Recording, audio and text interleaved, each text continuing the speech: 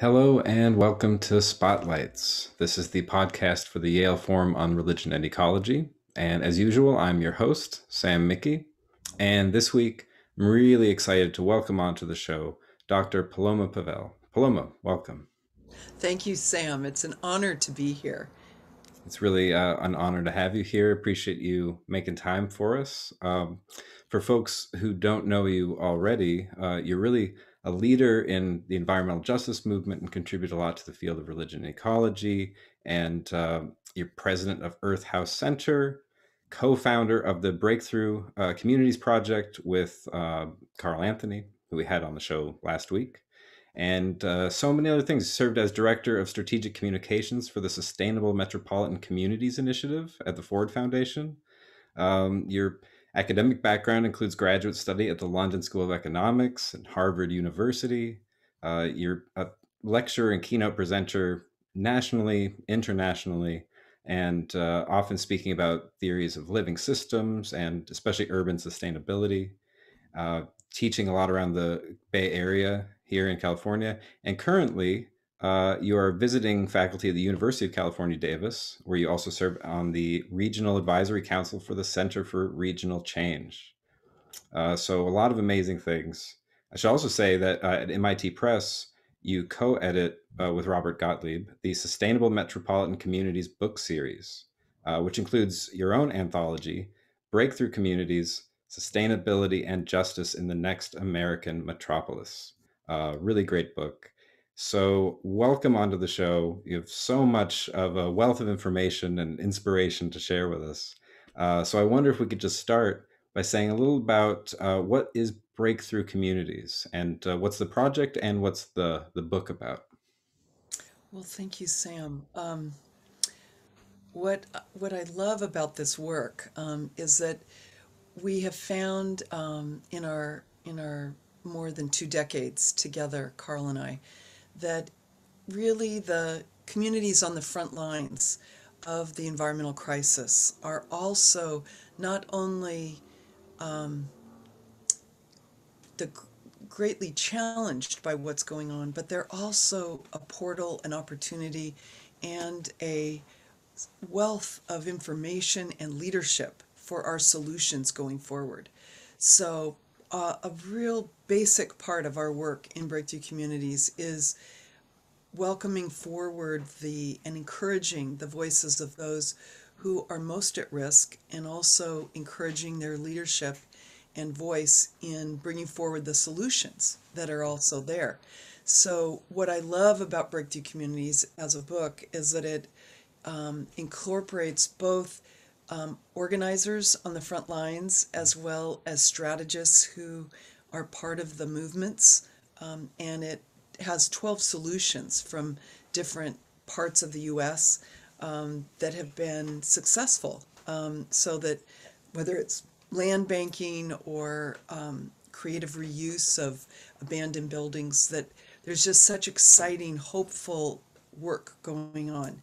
And I love David Orr's definition of hope, that hope is a verb, not a noun, not something static sitting there, but hope is a verb with its sleeves rolled up. So I think that Breakthrough Communities as a movement is about active hope, about communities with their sleeves rolled up who are generating solutions in response to our ecological and climate crisis, which we're also seeing is a racial social justice crisis, and also underneath all of that, a spiritual crisis. And the term breakthrough is really a kind of, I guess I think of it as an eruption, a portal, an opening of new possibility that is emerging through the lives and frontline communities who are most at risk and also demonstrating possibility. Wonderful. That's such important work, and also just so it's a holistic, very integrative perspective. Because some people approach like environmental justice work mainly just through policy or something, and they maybe will miss the spirituality, or maybe they'll miss the larger cosmic perspective. And you're weaving all of these things together. So one of the things I like to hear from when you have people doing amazing work that also is bringing together so many different perspectives, how would you have gotten into that work in the first place? Like, who stumbles onto these kinds of things where you bring together all these different facets and all these different perspectives? So I'm wondering if you could share any formative experiences or teachers or moments in your life that kind of brought you to this path. Well, thank you, Sam. Let's see. I grew up in a second generation immigrant family from Czechoslovakia, and my grandparents did not speak English, and that and were very knowledgeable of land-based wisdom. My grandmother was somewhat of a nature mystic and also healer in her own right.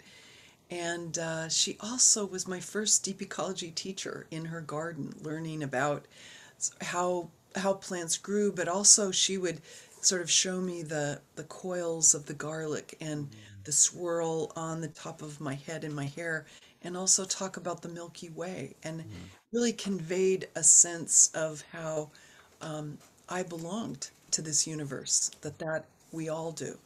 And through that nature-based learning was a profound, profound teacher about kind of an early prefigurement of the universe story in my own life. And growing up, actually at the border in Southern California, La Frontera, and my father was a humanitarian doctor, and we would cross the border, and I would see the the the gaps between language, class, how I could cross and return, but my friends and kids that I was meeting and growing up with, beginning at age 6, crossing every Saturday, were unable to come with me. And so, in some ways, that divide I've been bridging that, seeking to build those bridges and heal those divides of race and class and international arbitrary walls for ever since. That's really been the nature of my work. And as I began to be more aware of these converging crises, environmental and the carrying capacity of the earth, and Donello Meadows and the Club of Rome's work, I reached a kind of existential crisis in my early adulthood, and found myself called to a retreat time in a Benedictine monastery in silence. And it was there really focused on the kind of ecological crisis of our time, and seeing that we were on kind of a suicide mission, the sixth great extinction, as Brian and others, Brian Swim and others have named it for us. And so at that time, I just saw that that was really the rededication when I came out of the contemplative structure of the monastery. I continued to hold that as a guiding principle in my life, both the contemplative roots of both Christian and earth based spirituality that we were exposed there with Brother David Steindl-Rast and other guest teachers from around the world who were with us on the coast of Maine. And it led me to start my own deep ecology retreat center, also nearby, and where we learned from nature. So I became a registered Maine guide and led wilderness trips into the mountains, down rivers, kayaking to islands, and with the reverse principle of many outdoor experiences, which is not sort of human man over nature, but actually apprenticing from living systems and learning from the ecology surrounding us. So those early years were very formative, and as much as any part of my formal education, I consider the learning among living systems without running water or electricity for 7 years, and building a house and 11 buildings at our center by hand, and hauling water and cutting wood and welcoming guests there from throughout US and sometimes from other countries. Those were really my spiritual teachers, and have taught me, I think, what I stand in with greatest confidence is that learning about the cosmological cycles of our planet, and how, just like in the monastery where you honor the hours of the day, we would be very much informed by not only the hours of the day, but the seasons, and when it's below zero for 30 days at a time, and cutting with wood. So I think that in meeting Thomas Berry, it was as though some deeply deep longing of accompaniment in my own quest that had been planted in me in the seeds of my grandmother's garden, were really hatching, and watered and nourished by this profound synthesis that Thomas brought forward, and which really, it was like a coming home, such a deep, profound coming home that not only informed and continued to inform the work at our rural center, but also I felt called to seminary, and uh, and during that time worked on the anti-apartheid campaign with Desmond Tutu and his guidance, and he became a lifelong mentor alongside Thomas. I would say that sense of kind of the spiritual, contemplative, geologian side, and then the activist, social and racial justice side. Those two figures have really informed and guided much of the work. And so when I met Carl, in the Bay Area, where I was a professor of organizational development and social transformation, and assisted him in the leadership development of his own organization. And then when he was invited to the Ford Foundation, and we worked together there, and I developed the peer-to-peer learning, and the really worked with Carl on the strategy of what, how could we really bring a radical opening and listening to communities and their learning and teaching of each other. What might that hatch? What might that evolve? And especially having it rooted and grounded in a sense of deep time, of that our human venture, which began in the Rift Valley, as far as we best understand it, on this planetary time, and our particular heritage of coming to Turtle Island, and the genocide and displacement, and transatlantic slave trade, and the river people like myself, my own heritage of coming as immigrants from situations of great strife in other parts of the planet. So here we are, and what can we be together? How can we be together in this new moment in 2021? Very beautifully put.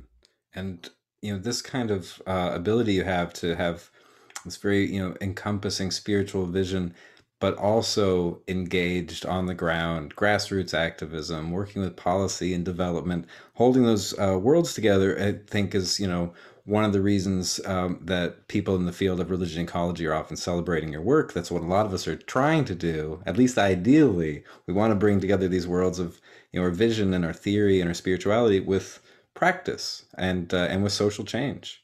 And so, this past week, there was an event at the California Institute of Integral Studies. It's their Religion and Ecology Summit, hosted by the Ecology, Spirituality, and Religion program there. And they've been having this event for some years now. And I know you and Carl often contribute and help bring a lot of information and inspiration to all of us. So I wonder if you could reflect a little bit on what that was like for this year, especially in light of the fact that you and Carl are this year's recipients of the Thomas Berry Award. So you're already mentioning the important way that he's influenced your life. So I'd love to hear more of how that fits into things. Thank you. So, Carl, Anthony, and I have worked together for 21 years, and he, with his background in um, architecture and urban strategy, and my own background as an eco-psychologist and also educator and artivist.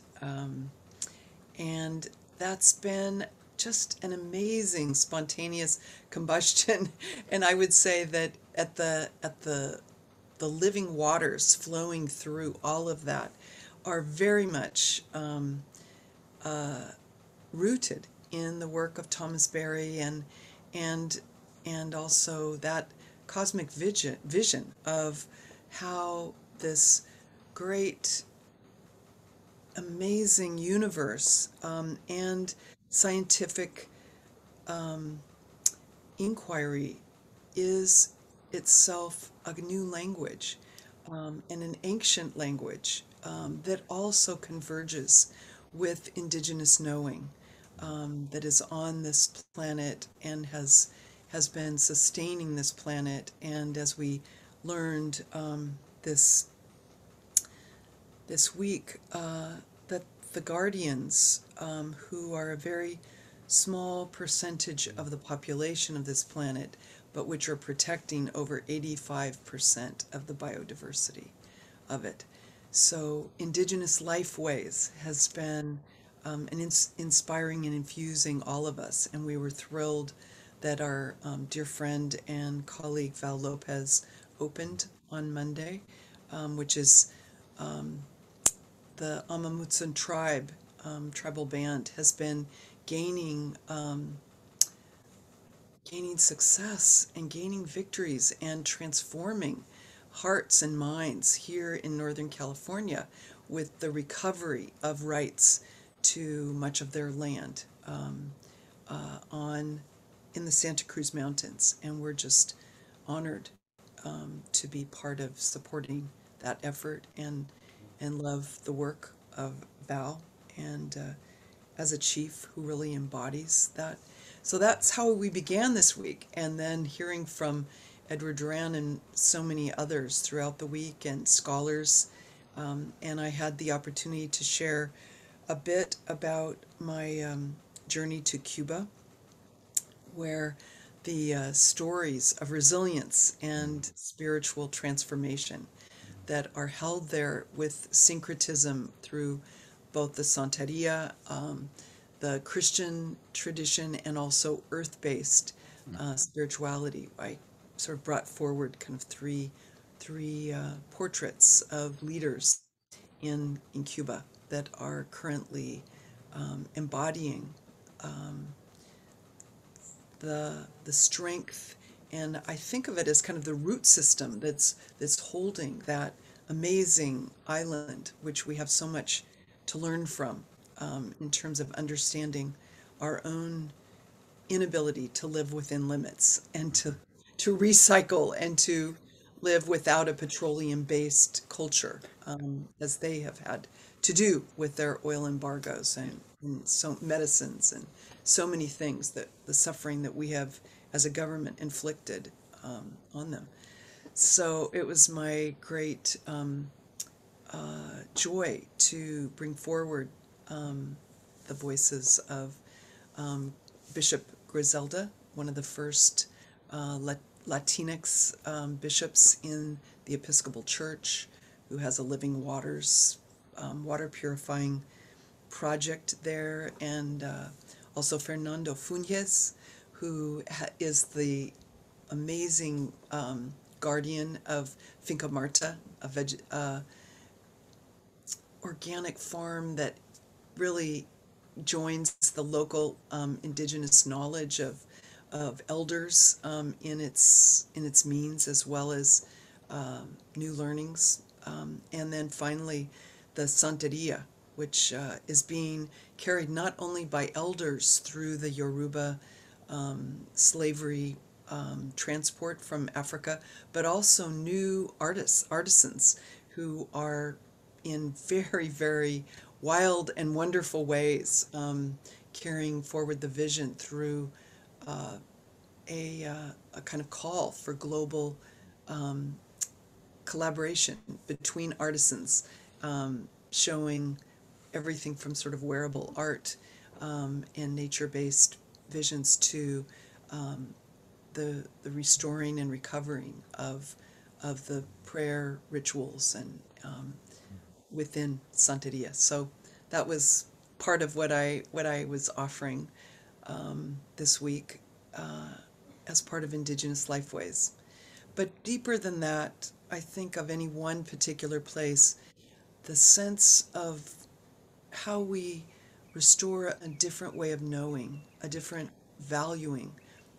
Some people have described this in the wayfinding and wayfaring tradition of Polynesia, where if we imagine how to open in this dark time, in the same way that they traveled at night, many thousands of miles, we're kind of in a dark time having to listen and learn from new ways of intelligence, a kind of somatic intelligence, a heart opening intelligence, a kind of right and left brain intelligence, and the adaptability and the sort of stripping down and the listening that we're being called to make is very much like these wayfinding navigators of ancient times, which is a kind of recovering of an indigenous knowledge within each one of us, where we literally turn out the lights, unplug, and and and restore our sense of deep knowledge that each is living inside of each one of us as we have all, crawled out of the primal ooze here and begin to act our age, Right. 14.7 billion years old, and feel ourselves both ancient and newborn, Mm. coming out of this COVID pandemic, which has kind of put us in pause and a time of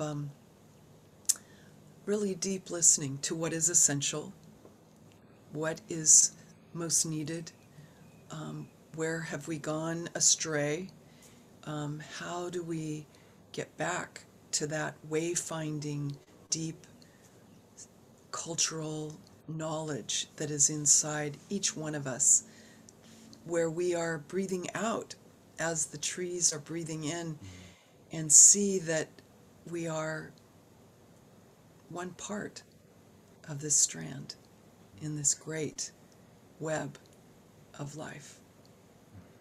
Beautifully said. Um, I could really just pick your brain and hear stories all day. So I have to, in advance, say we have to get you back on to hear more because we just really barely scratched the surface. But before we go, I'm wondering if you could share some story where you and Carl Anthony working together, bringing the universe story into things. I know you have enough stories for at least one volume of a book easily. I'm sure from within that vast panoply of stories and encounters, wonder if there's one that comes to mind. Well, um, let's see. I love the climate train. Um, I love the climate train story because um, we are we are on a journey together. We are traveling just now, and this was in advance of the UN Climate March, largest in history of our United States, of our world, largest climate gathering, and this as we joined the climate march at the beginning on the West Coast, people gathered and joined along the way. So we had this sense of kind of the growing multiple body of humanity coming together for this great purpose. And into the climate train, it was also a teach-in, so that as we were aboard, we were teaching about the things that we felt were most needed at this time. And so Carl and I elected the universe story as the story we wanted to share as a spiritual base and foundation for all of us. And we were the first ones to open the teach-in. So it really erupted something that we had not expected, which was that sense of people feeling a deep kind of multi generational, ancient sense of calling that we were coming together at this time. And it also erupted a conflict that we hadn't anticipated, which was that young, mostly activists of color who were sitting in upright in chairs, and some of the elders who had more means, who had places to sleep at night, beds, and some tension between sort of privilege and class on the train itself.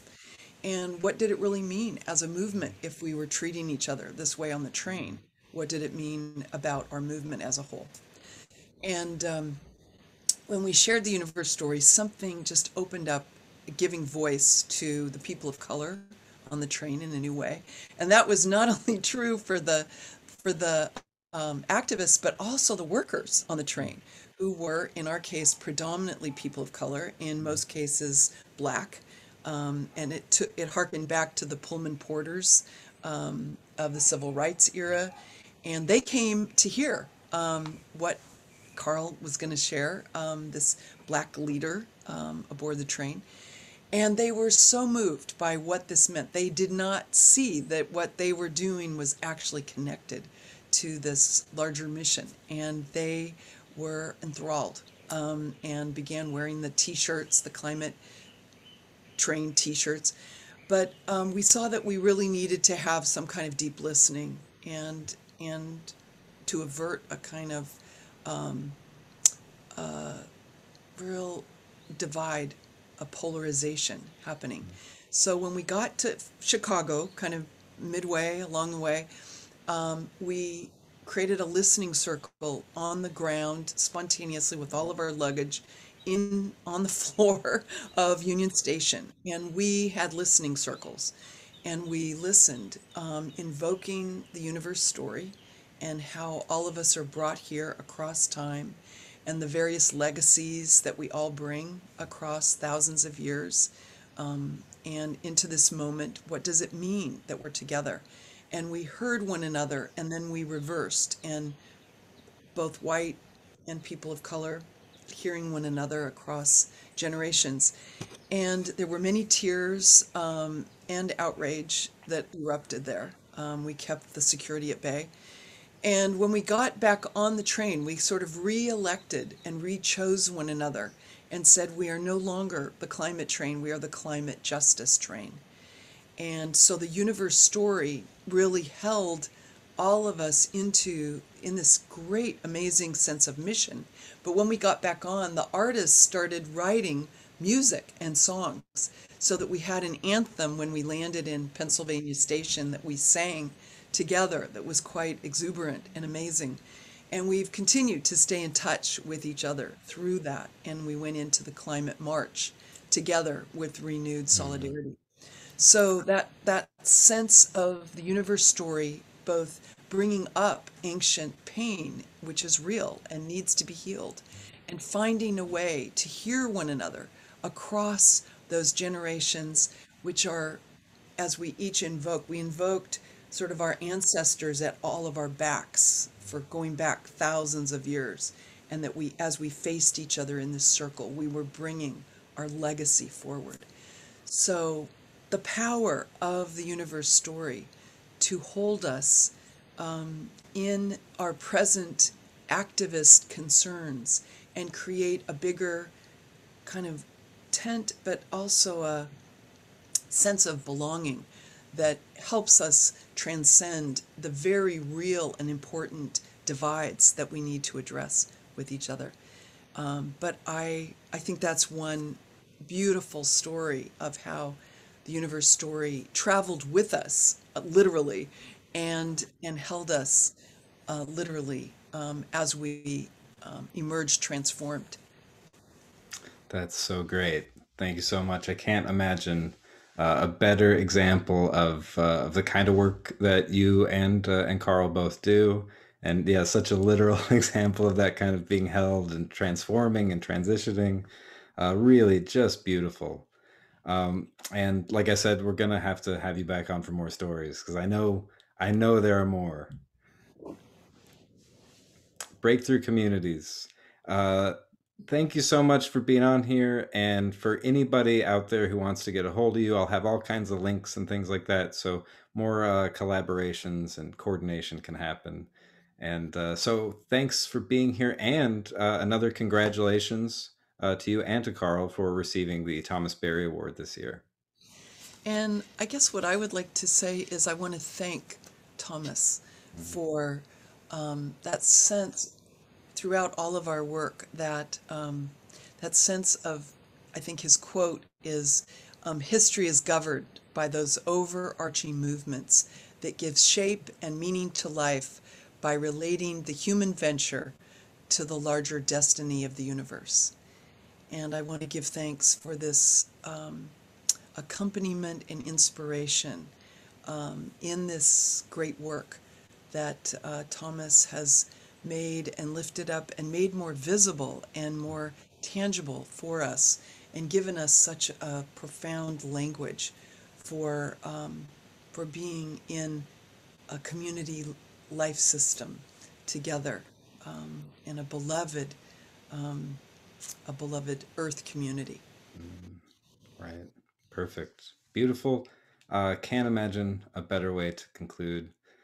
Thanks so much for being here, and thanks to everybody for tuning in. We'll be back next week with some more conversations for you. And in the meantime, take care and be well.